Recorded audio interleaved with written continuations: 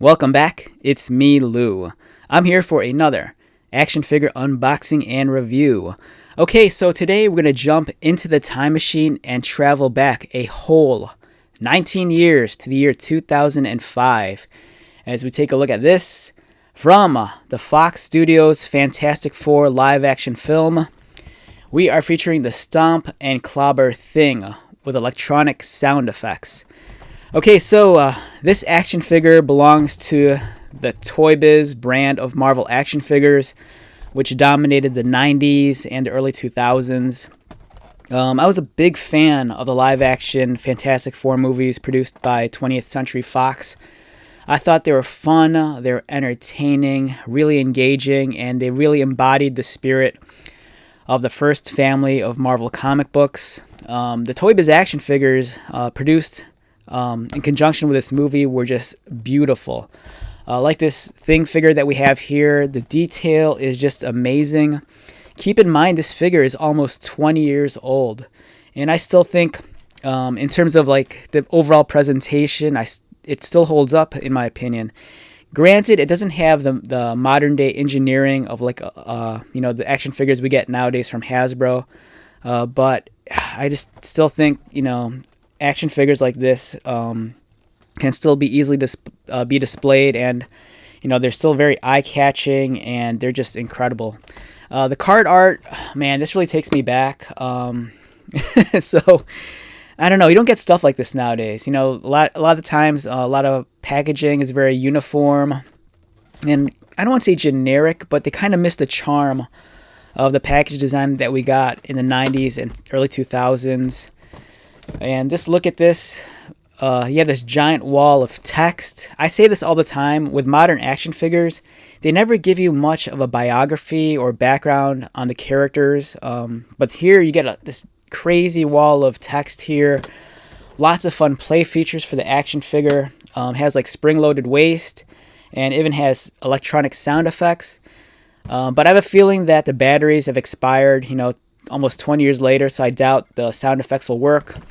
But thankfully, they tell you how to replace the batteries if needed. And, fingers crossed, I'm hoping that the battery connections haven't corroded. So, maybe in the future I can hunt down these batteries and swap them out. Collect them all. So here's some of the other figures in the Fantastic Four live action wave.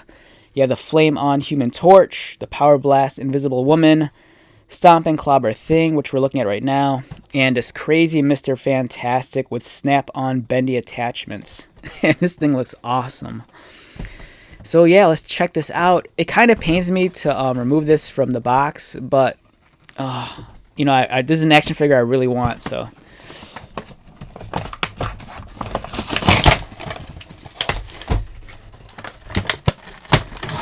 Alright, so the date is September 26th, 2024. Last year, Hasbro gave us the retro-carded Marvel Legends Fantastic Four action figures, and those are great. Disney and Marvel Studios are currently in production of the new live-action Fantastic Four, which is starring Pedro Pascal and I think Vanessa Kirby.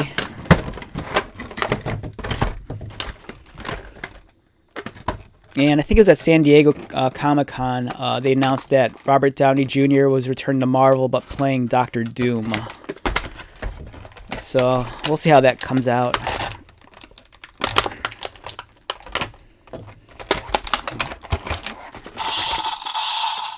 Oh my god, that's crazy. So, after almost 20 years, the batteries still work.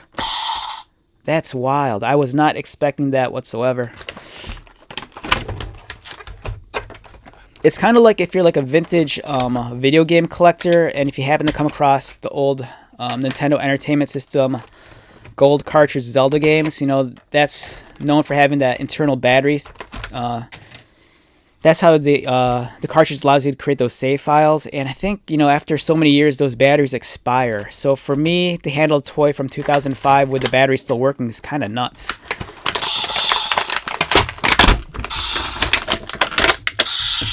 And it's also obnoxious.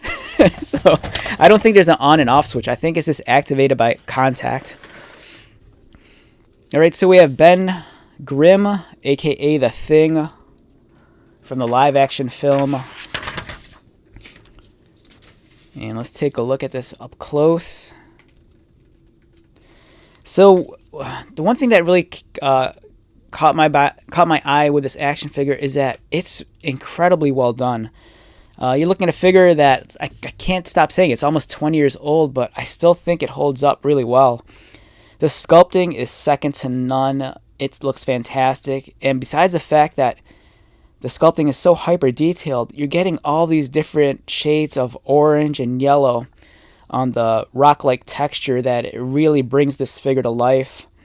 On the back, you can see the speaker holes, so the sound effects, when they're activated, the sound kind of reverberates out through here. And what is this, a button? No, it's not.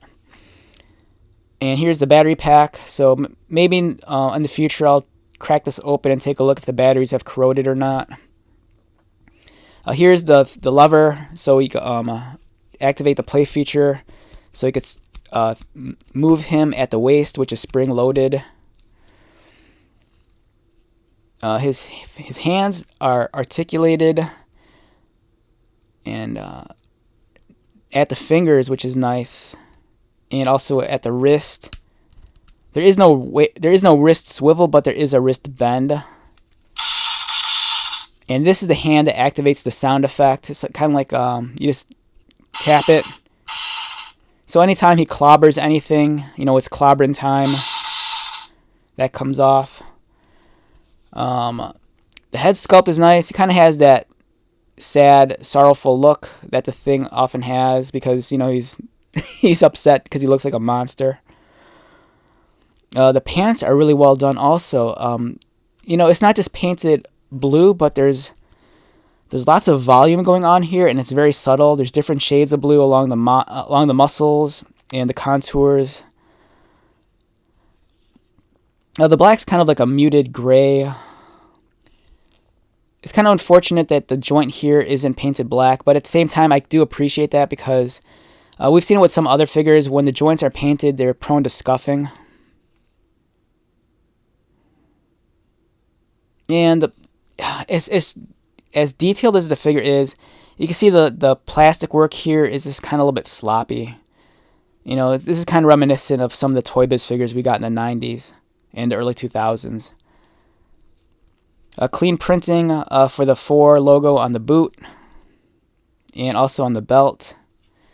In terms of his articulation, his head moves left and right, kind of looks up and down. He has that weird kind of like diaphragm cut that they had in the late 90s, early 2000s.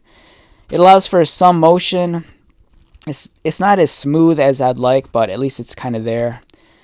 His arms, symmetrical articulation. On his left arm, you have the movement going outward, and it's very standard. Bicep cut also. Elbow bend. Whereas on the right side, I think it's due to the electronics, it's not articulated as much as this one. It just goes up and down, and you have the wrist articulation and the elbow bend. And again, the sound effect. He does swivel at the waist with the assistance of this lever here. So, you could kind of create like a punching motion, which is cool. Especially if you're a kid, that's a really cool feature. With the legs, again, it's kind of odd. There's asymmetrical articulation. His left leg is he kicks up, and articulated knee. Half-sided pinless design. Articulated ankle and toe. Whereas on the right leg is a little bit different, because the articulation, it goes outward. It's on a kind of like a ball joint on the hip. And this thing could twist, but mine's a little bit stuck. I don't want to force it because of the age. Knee bend. This is kind of tight, but it does bend. Articulated ankles and toes. If you're curious how this scales next to a modern Marvel Legends figure, here's the Marvel Legends X-Men Vulcan figure. So as you can see, this thing, it's smaller than some of the... This figure here is smaller than some of the Hasbro Marvel Legend Thing figures. But when you put it against another Marvel Legends figure, the scale is pretty decent. It's a little bit more realistic in size. Here he is next to Wolverine, McFarlane Batman. So it's an awesome figure. I like this thing a lot. And then just for the hell of it, here's my favorite thing action figure in my collection. This is, I believe it was produced in 1996. Also done by Toybiz. I think this was for the animated Fantastic Four cartoon. And I love this design a lot. I love the figure a lot. It's a fun, it feels like what it's supposed to be. It's a toy. You know, a lot of action figures nowadays, they're aimed at collectors, and they're still toys, but there's a certain charm and whimsy about these older action figures where they really feel like and they want to be played with. And that's the impression I get whenever I handle this thing. You know, every time I pick this thing up, I want to fiddle around with it, and it's just so fun. So it's just kind of crazy, you know, over the time that Toybiz had the Marvel license, how they kind of evolved, you know, creating figures that were very basic like this, and then eventually producing these small little masterpieces, which we see right here. So yeah, for me, it's really awesome seeing these different generations of action figures. And this figure it's just so beautiful. I kind of want to complete the set, but you know, some of these older figures are harder to find. Sometimes they cost a little bit more on the secondary market. But the one thing I do like about the Thing figure, it really feels like you can easily blend into a Marvel Legends display, a modern one, just because of its design. It's so realistic. It feels like it'd fit in with your cinematic universe figures. All right, so let's wrap this one up. Oh, real quick, let's see if the foot works, because this works, and then yeah, so the foot also makes a noise. So if you slam it on the foot, it creates that like loud bang effect. All right, so let's wrap this one up. Once again, my name is Lou. If you're new to my channel, welcome. If you are a returning viewer or subscriber, thank you so much for continued support. I greatly appreciate it. So until the next video, be safe, take care of yourself, buy lots of toys, and most importantly, be happy. And I'll see you at the next one. All right, later.